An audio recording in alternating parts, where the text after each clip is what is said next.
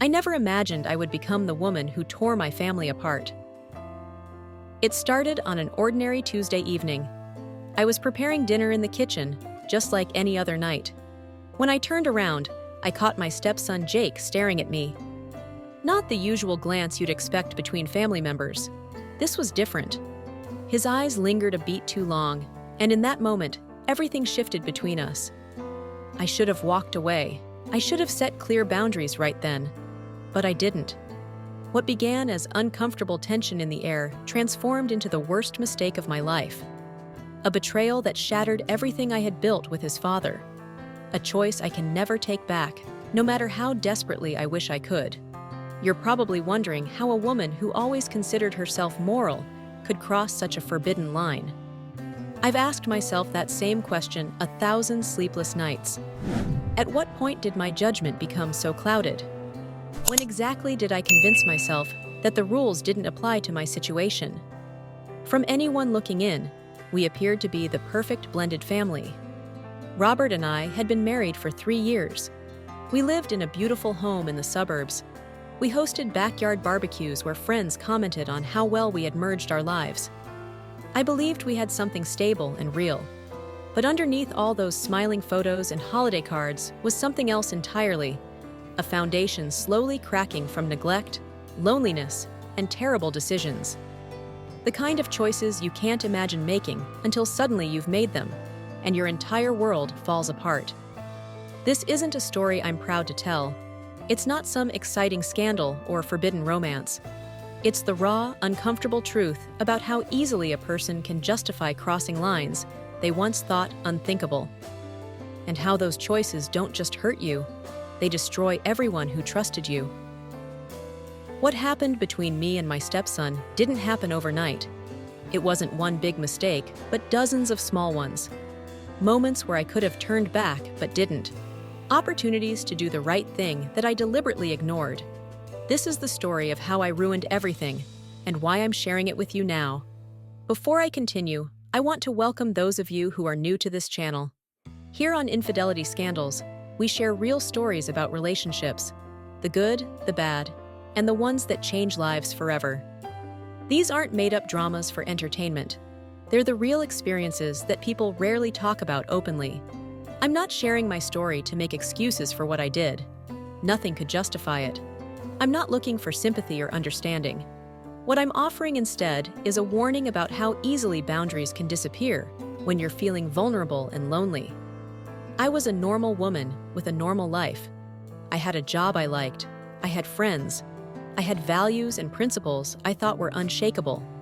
And yet, I still made choices that I never thought I was capable of making. That's what makes this so terrifying. The realization that under the right circumstances, anyone might be capable of terrible mistakes. By the time you finish watching this video, you'll see exactly how small compromises pile up. How one tiny step over the line makes the next step easier, and the next, until you've wandered so far from your moral compass that you can't find your way back. You'll understand the catastrophic damage that spreads through an entire family, damage that can never be fully repaired. More importantly, you'll learn the painful lessons that I had to learn the hardest way possible. Lessons about taking responsibility for your actions, about maintaining clear boundaries, especially in blended families, about what betrayal really means, not just breaking trust with others, but betraying yourself and everything you once believed in. This isn't an easy story to tell, but if it helps even one person recognize these patterns before it's too late, then maybe sharing my shame will have some purpose. Let me tell you about my family, at least how it was before everything fell apart. For privacy, I'll call myself Sarah. I'm 34 years old and was working as a marketing manager when all this happened. I'd been married to Robert for 3 years when things started to change between us. Robert is 45, a successful sales executive who built his career through dedication and hard work.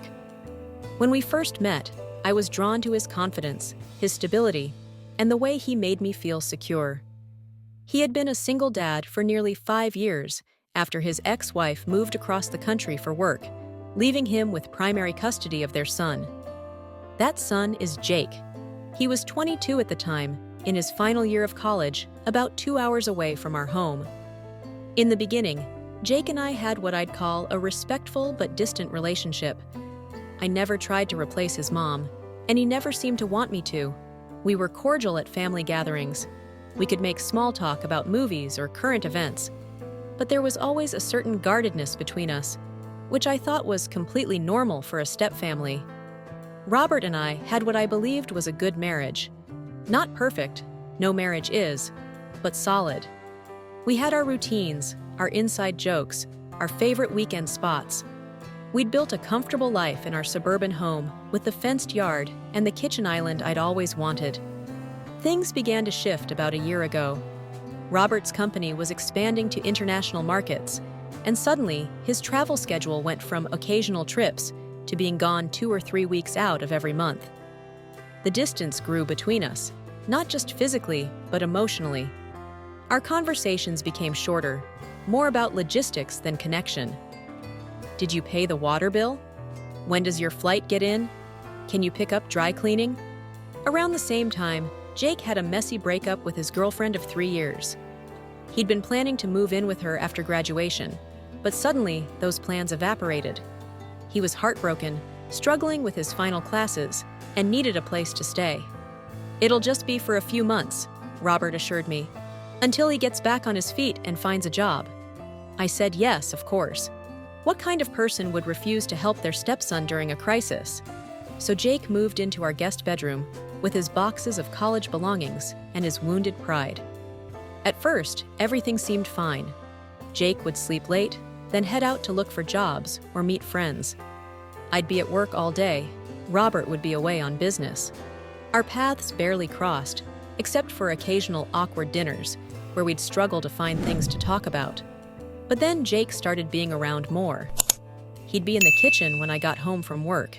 He'd suggest we order food together since we both have to eat anyway.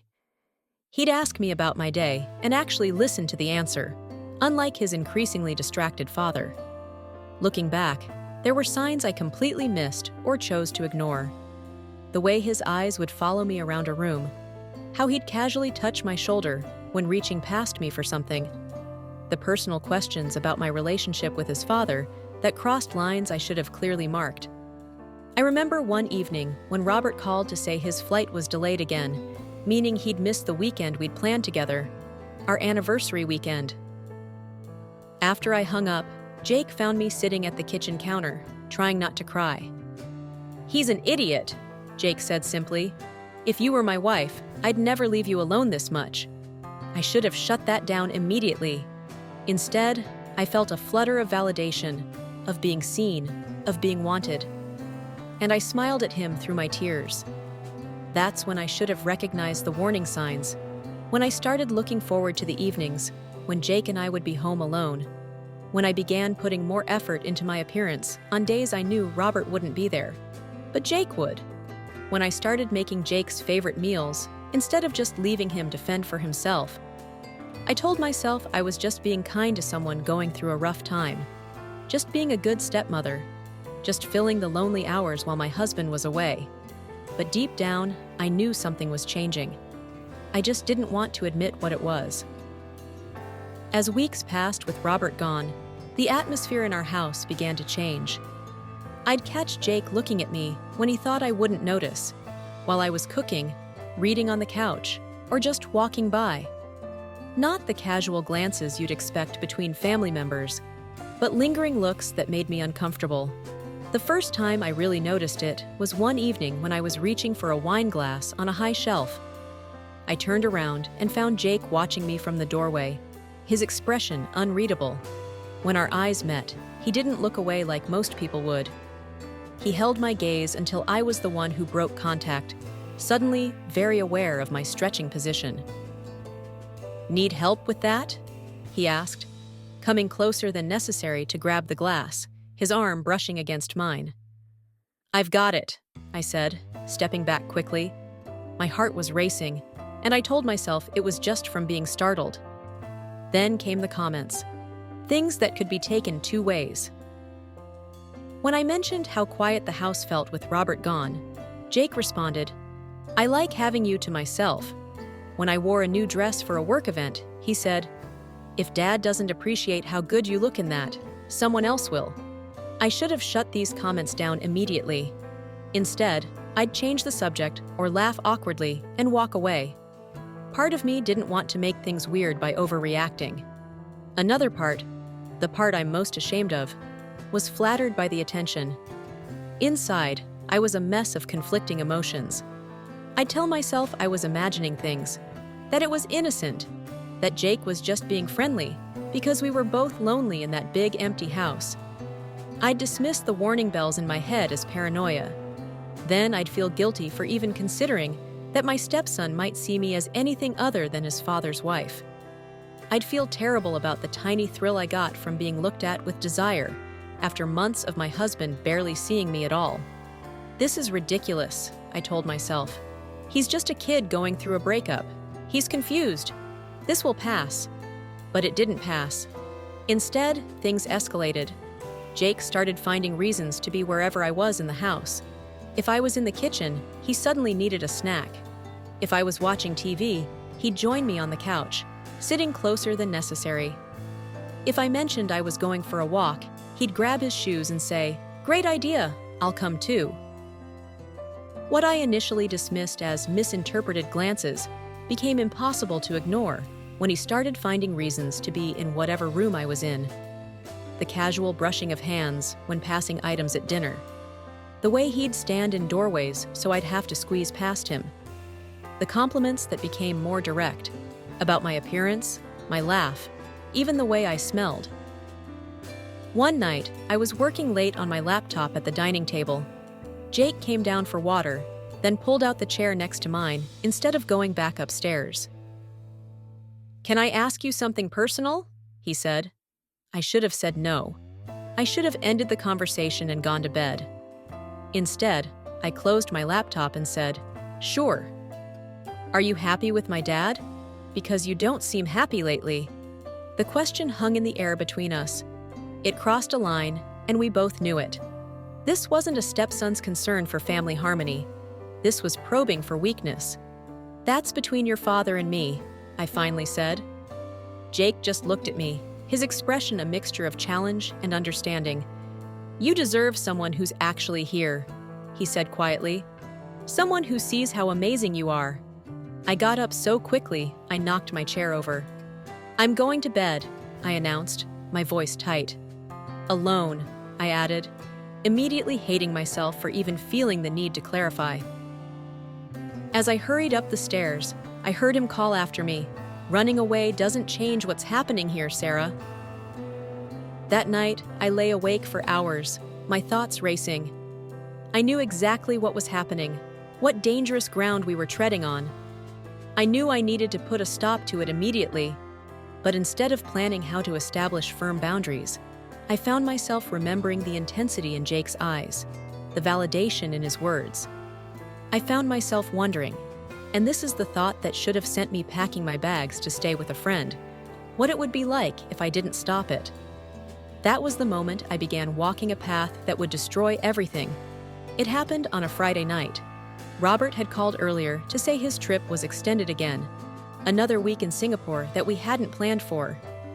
I'd been looking forward to reconnecting with my husband, to reminding myself why I had married him in the first place. Instead, I was left with another empty weekend and the growing certainty that my marriage was slipping through my fingers. I opened a bottle of wine, then another. Jake came home around 10 and found me sitting on the back porch in the dark, staring at nothing. "Bad day?" he asked, pulling up a chair beside me. "Your father isn't coming home." Again. My voice sounded hollow, even to my own ears. Jake was quiet for a moment. "You know," he finally said, "I used to be so angry at my mom for leaving. I thought she was selfish, choosing her career over her family. But lately, I've been wondering if she just couldn't stand being invisible anymore. If she got tired of waiting for someone who was never really there." The comparison hit me like a slap. "That's not fair," I protested. "Your father works hard for us." "For us?" Jake challenged. "Or for himself? When was the last time he asked what you wanted? The last time he put you first?" I couldn't answer. The wine and loneliness made my defenses weak. "He doesn't see you, Sarah," Jake continued, his voice dropping lower. "Not really, not like I do. I should have gotten up then. Should have gone to bed, locked my door, called a friend. Anything to break the dangerous tension building between us. Instead, I asked, 'What do you mean?' And that's when he said it plainly, crossing the line we'd been dancing around for weeks. 'I'm attracted to you. I have been since I moved back home.' His voice was steady, unapologetic. At first I tried to fight it. 'You're my father's wife. It's wrong on every level. But I can't stop thinking about you, about us.' My mouth went dry. 'There is no us, Jake. There can never be an us.' Because of him? The man who leaves you alone for weeks? Who doesn't even call when he says he will?" Jake moved his chair closer. "Tell me you haven't thought about it. About what it would be like." "This conversation is inappropriate," I said, standing up too quickly, the wine making my head spin. "You need to stop. We both need to forget this happened." "I see the way you look at me too," he pressed. "When you think I don't notice. I see how you light up when I come into the room. How you laugh at my jokes when you haven't laughed at anything in weeks." "You're confused," I insisted. "You're projecting because of your breakup. This isn't real." But even as I said the words, a voice in my head whispered that he wasn't entirely wrong. I had been noticing him. I had been looking forward to our time together. I had been comparing the attentiveness of my 22-year-old stepson to the neglect from my husband. Jake stood up and took a step toward me. "Tell me to leave right now," he challenged. "Tell me you don't feel anything, and I'll never bring this up again." I opened my mouth, but the words wouldn't come. I couldn't lie. Not to him, not to myself. And my silence was answer enough. Over the next few days, I created elaborate justifications in my head. I told myself I was just being kind to someone who was struggling emotionally after his breakup. I convinced myself that a little harmless flirtation wasn't really betrayal. It was just filling the emptiness Robert had left in our home. I compared my marriage to the attention Jake gave me. Robert hadn't really looked at me in months. He'd forgotten my birthday. He'd stopped asking about my day, my thoughts, my feelings. Jake noticed everything. When I changed my hair, when I was upset, when I needed someone to talk to. This is just a phase, I told myself. Just a way to feel less lonely until Robert and I can fix things. But deep down, I knew there was more to it. I knew we were headed somewhere dangerous, and I wasn't stopping it. The line was finally crossed a week later. Robert had called to say he'd be home the next day, and I felt equal parts relief and dread. The strange bubble Jake and I had been living in was about to pop, and normal family life would resume. I was folding laundry in the bedroom when Jake appeared in the doorway. He looked serious, determined in a way that made my stomach tighten. "I need to say something before my dad gets back," he said, coming into the room despite my not inviting him in. "I can't pretend anymore. I can't go back to acting like you're just my stepmom." "Jake, please," I started, but he cut me off. "No, let me finish. I know you feel something too. I know this is complicated and messy, but I also know that when you're with me, you're actually happy. When was the last time you felt that way with him?" He moved closer, and I didn't back away. My heart was pounding, my thoughts a chaotic mess of warning signals and desire. "This is your last chance to stop this," he said softly. Time seemed to freeze as I stood at the crossroads. Every value I'd ever claimed to have, every promise I'd made to Robert, every boundary that should exist between a stepmother and stepson, all of it hung in the balance against the simple human desire to be wanted, to be seen, to not be alone. I wish I could tell you I made the right choice, that I firmly established boundaries and sought help for my failing marriage. Instead, I let him kiss me, and I kissed him back. The moment his lips touched mine, I knew I had crossed a line I could never uncross. But I didn't stop. In that moment of weakness, of selfishness, of utter moral failure, I chose the validation of desire over the principles I'd always claimed to live by. Afterward, the reality of what I'd done hit me like a physical blow. I sat on the edge of my bed. the bed I shared with Robert, and felt sick with shame. "This was a mistake," I said, not looking at Jake.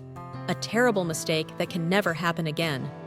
"You don't mean that," he said, with a confidence that both infuriated and terrified me. "This is just the beginning." And the worst part was, as disgusted as I was with myself, as much as I swore it would never happen again, a part of me already knew he was right. Despite all my promises to myself that it would never happen again, it did. And again. And again. What started as a moment of weakness quickly developed into a pattern, a secret life running parallel to my marriage. Robert's travel schedule became our opportunity. The moment his car pulled out of the driveway for another business trip, the rules changed in our house. We developed signals, routines, a whole system built around our deception. Jake would text me from his room with a simple, and I'd respond with clear when I was sure we wouldn't be interrupted. We'd never go out together locally where someone might see us. Instead, we'd drive to restaurants in neighboring towns, sitting in back corners, constantly watching the door. I became obsessed with keeping my phone locked, deleting text histories, clearing browser searches. I started keeping track of Robert's colleagues' names and travel schedules so I could anticipate any changes to his plans. The psychological toll was immediate. I'd jump whenever my phone rang. I'd lie awake at night, listening to Robert's breathing beside me, wondering what kind of person I had become. The guilt was crushing, but not crushing enough to make me stop. I told Robert I was thinking of redecorating the guest room, so we moved Jake to the finished basement for more privacy. What I really wanted was more distance between our bedrooms and Robert's, less chance of being heard.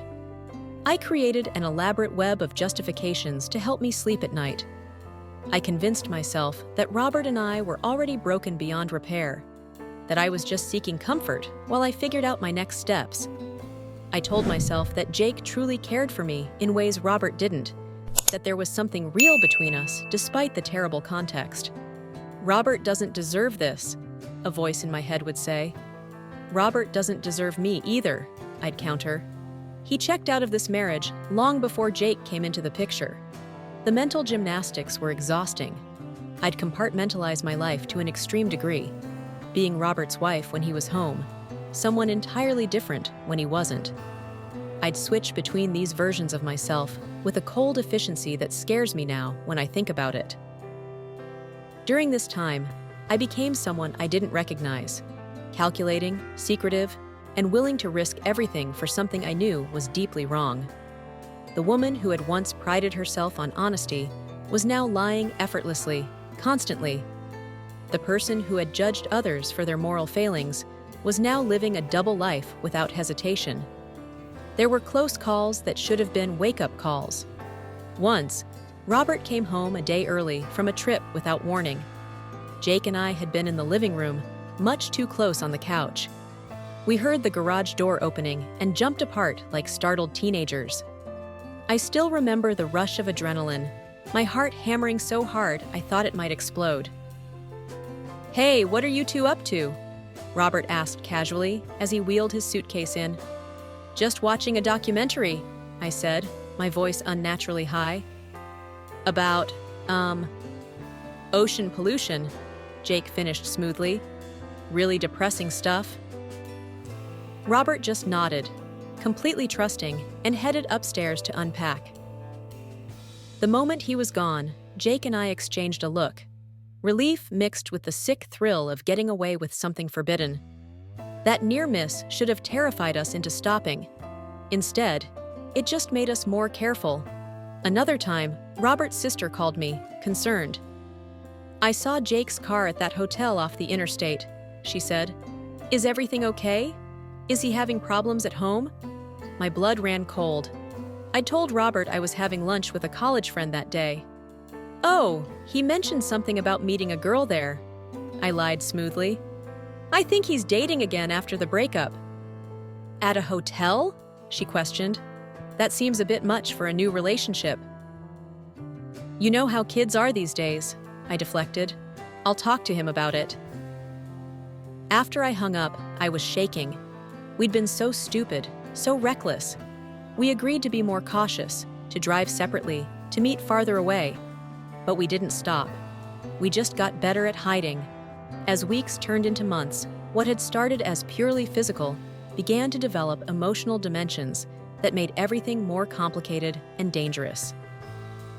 Jake started talking about our future, about what would happen when Robert eventually found out. Not if, but when, as though it were inevitable, even desirable. We could move away, he'd suggest, start over somewhere new, somewhere no one knows us or cares about our past. I'd try to redirect these conversations, uncomfortable with the reality they represented. But part of me started to live in this fantasy world too, imagining a life where we didn't have to hide, ignoring the devastation such a life would cause. "Do you love him anymore?" Jake asked me once, as we lay in my bed. My marital bed, another boundary crossed without hesitation. "That's not a fair question," I evaded.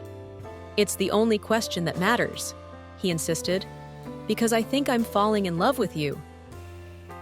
Those words should have terrified me. They should have been my breaking point, the moment when I finally came to my senses and ended this destructive path. Instead, they made me feel powerful, chosen, alive in a way I hadn't felt in years.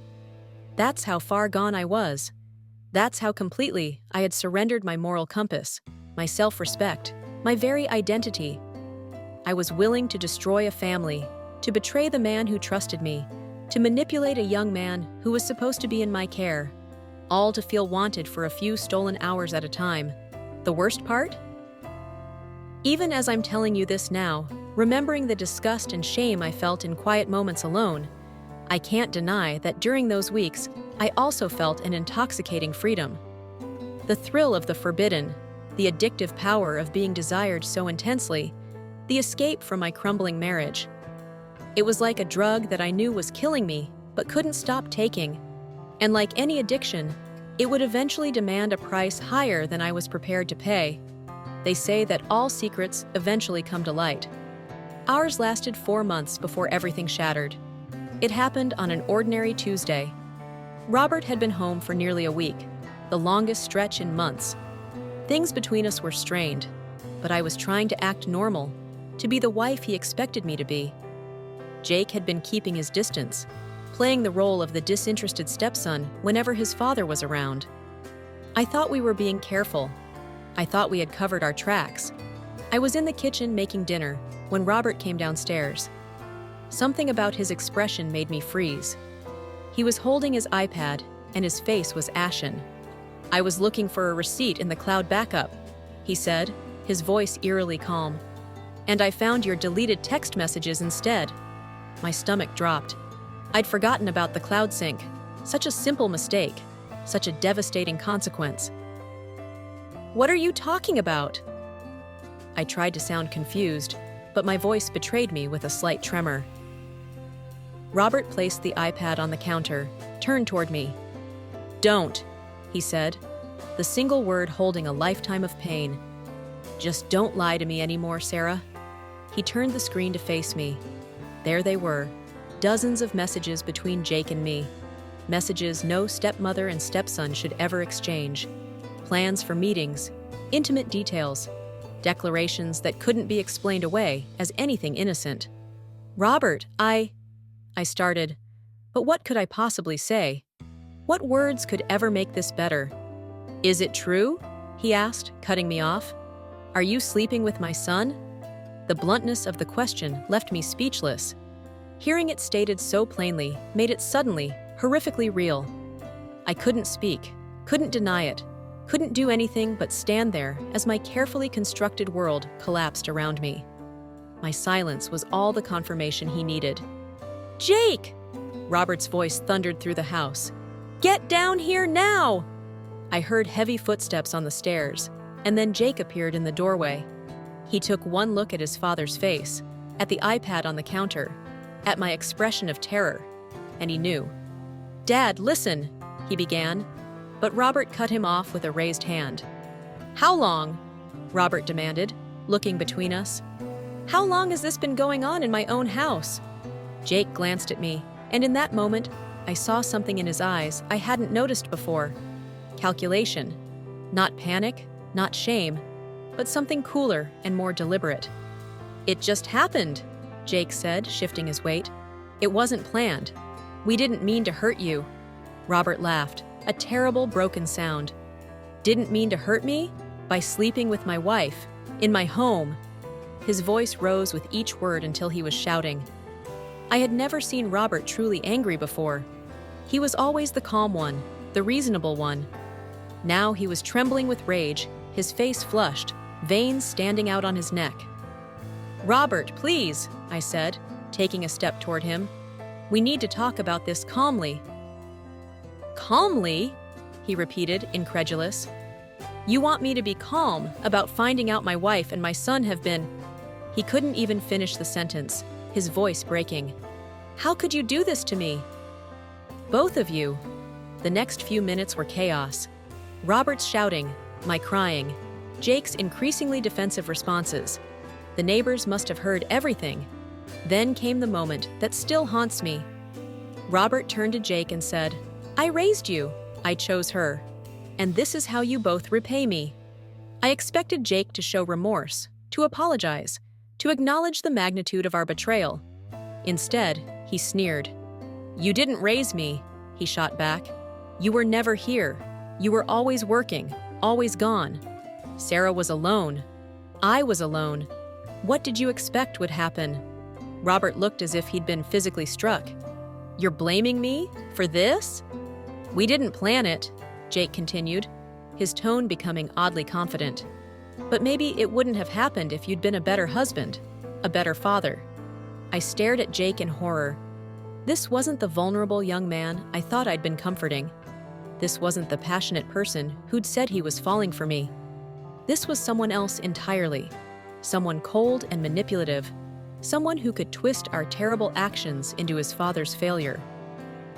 Robert turned to me, waiting for me to contradict his son, to defend our marriage, to show some shred of remorse or loyalty. In that moment, seeing my husband's face transform from confusion to understanding to complete devastation, I finally saw my actions for what they truly were. Not a passionate affair, not a love story with unfortunate timing, but a cruel, selfish betrayal of the worst kind.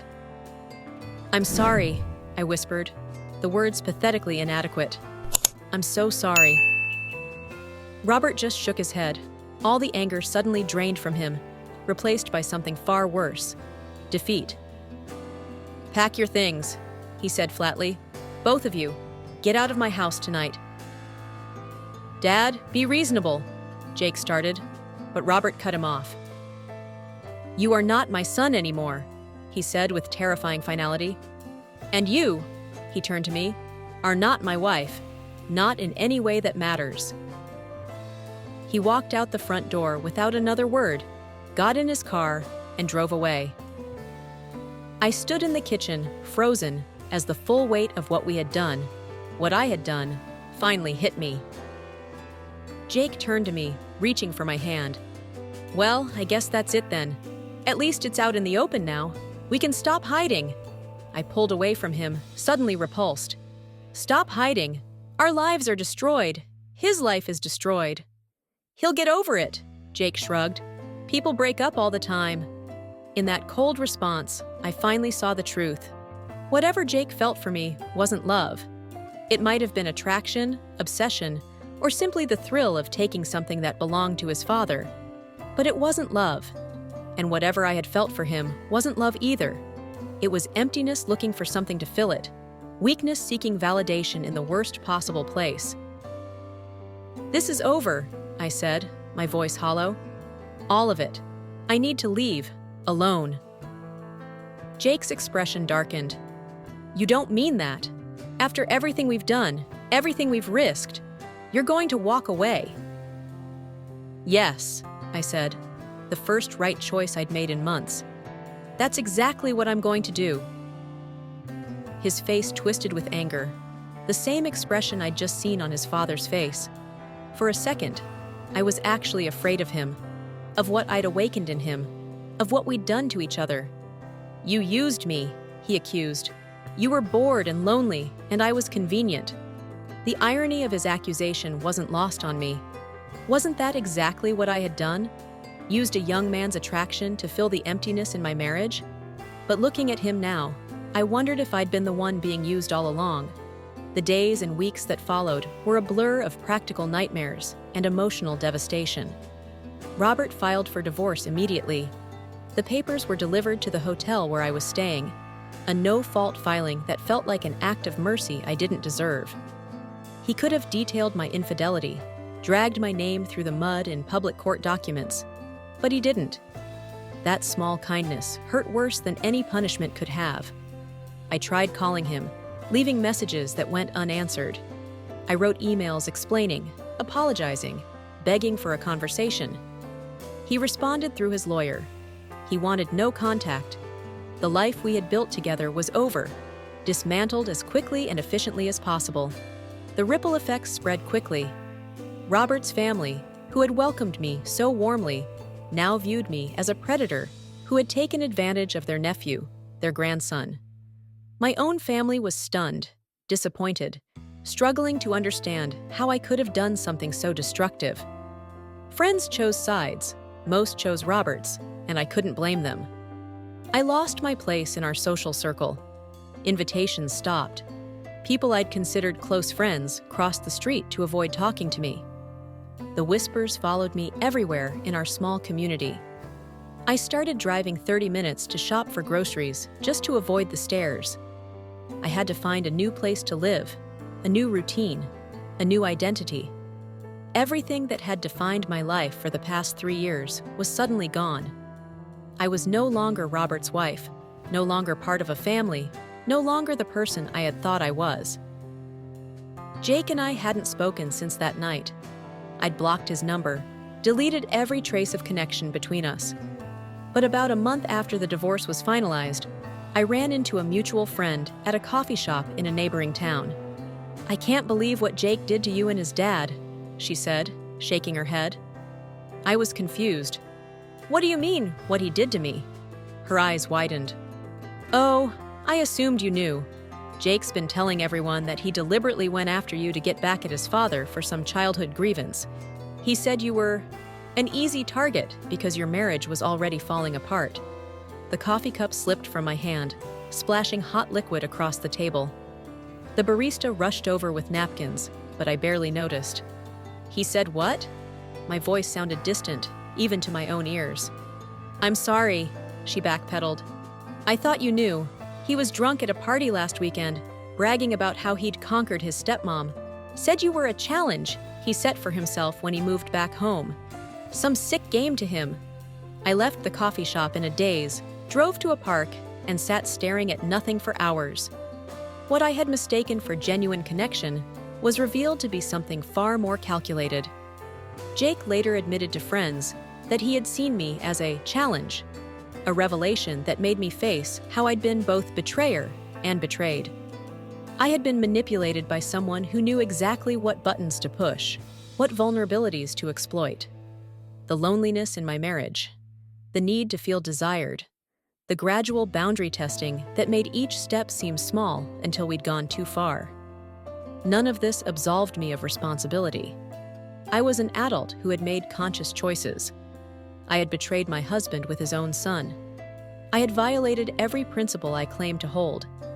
But understanding the calculation behind Jake's actions forced me to confront the power dynamics I'd been blind to. He had targeted me, planned it, executed it, and I had fallen for it completely. This realization broke something in me that had somehow remained intact through everything else. I spiraled into the darkest period of my life. I could barely get out of bed. I called in sick to work so many times that I was eventually let go. I stopped answering calls from the few people who still checked on me. I lost not just my marriage, but my self-respect, my home, and the future I had planned. I had built my identity around being a good person, a moral person, and now I had to face that I was capable of terrible things. That under the right circumstances, I could justify actions I would have once condemned in others. There were nights I couldn't sleep, replaying every moment, every decision, every justification. There were mornings I couldn't face the mirror, couldn't look at the woman who had destroyed so many lives, including her own. I considered moving away, starting fresh somewhere no one knew my story. But running away felt like another form of dishonesty, another way to avoid facing what I had done. So I stayed. I faced the consequences. I endured the whispers, the stares, the sudden silences when I entered a room. I accepted that this story, this terrible mistake, would be part of my identity forever. That some people would never see beyond it. That I had permanently altered how the world would perceive me, and more importantly, how I would perceive myself. I hit rock bottom about 6 months after the divorce. I was living in a small apartment I could barely afford, working a job I hated, isolated from everyone I had once cared about. One night, I found myself standing on my balcony, looking down at the pavement below, wondering if there was any way to escape the person I had become. That moment, that terrible, clarifying moment, was when I realized I had a choice. I could continue to drown in self-hatred and regret, or I could accept what I had done, learn from it, and find a way to live with it, to become someone different, someone better. I stepped back from the balcony edge, went inside, and for the first time since everything had fallen apart, I allowed myself to cry, really cry, for all that had been lost, for Robert's pain, for the family we had been building, for the person I thought I was. And when the tears finally stopped, I made a decision. This wouldn't be the end of my story, just the worst chapter of it. The journey back from rock bottom was slow and painful. It began with a simple Google search. Therapists near me. Sitting in that first appointment, barely able to look the therapist in the eye as I explained what had happened, was one of the hardest things I've ever done. I need to understand why I did this, I told her. I need to make sure I never do anything like it again. For months, I went twice a week, unraveling the tangled web of choices and circumstances that had led to my terrible decisions. We talked about my childhood, my previous relationships, my marriage to Robert. We dissected the dynamics with Jake, the manipulation tactics he had used, the vulnerability he had exploited. But most importantly, we focused on my responsibility. Because regardless of Jake's calculated approach, I was a grown woman who had made conscious choices. I had ignored warning signs. I had stepped over boundaries I knew should never be crossed. I had betrayed someone who trusted me. I was lonely, I said once, early in therapy. Robert was never home. I felt invisible. Many people feel lonely in marriages, my therapist responded. They don't all have affairs with their stepsons. What else was happening? That question, what else was happening, forced me to dig deeper than the easy excuses, to look at patterns in my life that had nothing to do with Robert or Jake. My fear of abandonment that stemmed from childhood.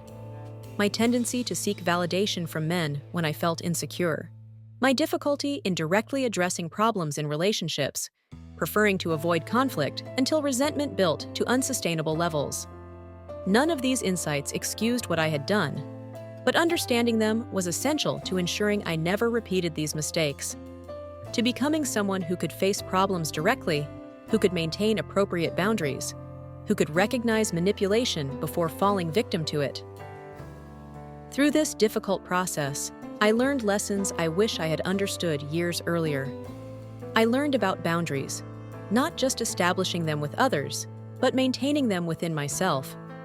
About the importance of clear lines in blended families, where relationships are already complex, without adding inappropriate dynamics. I learned about self-deception, how easily we can lie to ourselves, justify our actions, ignore the warning bells in our own minds when they contradict what we want to believe. I learned about vulnerability, how natural human needs for connection, validation, and desire can become dangerous when we're at our lowest points. How these normal feelings can be weaponized by those who recognize them. Most painfully, I learned about rebuilding after devastating mistakes, that it's possible, but there are no shortcuts, that making amends doesn't mean being forgiven, that some relationships can never be repaired, and that's a consequence I have to live with.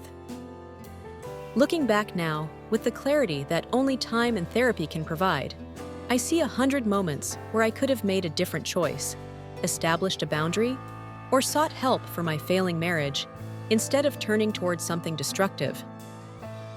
I see the red flags in Jake's behavior that I deliberately ignored, the way he tested boundaries gradually, pushing a little further each time, the comments about my appearance that were inappropriate from the beginning, the subtle ways he triangulated between Robert and me, widening the already growing gap in our marriage. I see the warning signs in my own thoughts and feelings, the thrill I felt at being desired, even when that desire came from someone forbidden, the way I began looking forward to Robert's absences instead of his returns, the mental gymnastics I performed to justify increasingly inappropriate interactions. I see turning points where everything could have gone differently. The night Jake first commented on my loneliness, I could have shut it down completely. The first time he touched me in a way that lingered too long, I could have established a clear boundary. The moment he confessed his attraction, I could have immediately called a friend, packed a bag, created distance. Instead, I took the path of least resistance each time, the path that offered immediate comfort and validation, regardless of the long-term consequences. The path that led, step by seemingly small step, to the destruction of my marriage, my stepfamily, and my sense of self. I've come to understand that affairs rarely happen in a single moment of weakness. They happen in hundreds of small choices, each one taking you slightly further from the person you thought you were, until one day you look in the mirror and barely recognize yourself. That's what makes these situations so dangerous. Not that we suddenly become different people capable of terrible things, but that we slowly become those people without noticing the transformation until it's too late. If I could go back and speak to the woman I was at the beginning of this story, I would tell her that loneliness, while painful, is temporary, that marriages can be repaired if both people are willing to do the work, that therapy is not an admission of failure, but an act of courage. I would tell her that the momentary validation from forbidden attention is not worth the years of regret that follow, that no fleeting passion justifies betraying those who trust you, that the hardest conversations, the ones about needs not being met in a marriage, are precisely the ones most worth having. But I can't go back. I can only go forward, carrying these hard-earned lessons with me, hoping that by sharing them, I might help someone else recognize these patterns before making the same devastating mistakes. I've shared my story not for sympathy or understanding, but in hopes that it might help someone else who finds themselves on a similar dangerous path. If even one person recognizes these warning signs in their own life and chooses a different direction, then exposing my deepest shame will have been worth it. I'd like to hear from you in the comments. Have you ever noticed boundary issues in blended families? What warning signs do you think people miss in their relationships? How do you recognize when someone is manipulating your emotions or exploiting your vulnerabilities? Your experiences and insights might help others who are struggling with similar situations. Sometimes the perspective of someone outside our immediate circumstances can illuminate what we're too close to see. For those of you dealing with troubled marriages or blended family challenges, please know that help is available. Marriage counseling can create a safe space to address problems before they become insurmountable. Family therapists who specialize in blended families understand the unique dynamics and challenges these relationships face. Support groups for step-parents can provide community and guidance when navigating these complex roles. Don't wait until things have gone too far to seek help. The conversations that seem the hardest to have are often the ones most worth having. I want to leave you with this final thought. Some mistakes can't be undone, only learned from. The greatest punishment for my actions wasn't the divorce or the judgment from others. It was having to face myself in the mirror, knowing exactly what I was capable of. But that knowledge, painful as it was, also became the foundation for building a better version of myself. Someone more aware of boundaries, more honest about needs and feelings, more compassionate toward human weakness, while still maintaining firm moral standards. We are all capable of terrible mistakes when we're vulnerable, lonely, or lost.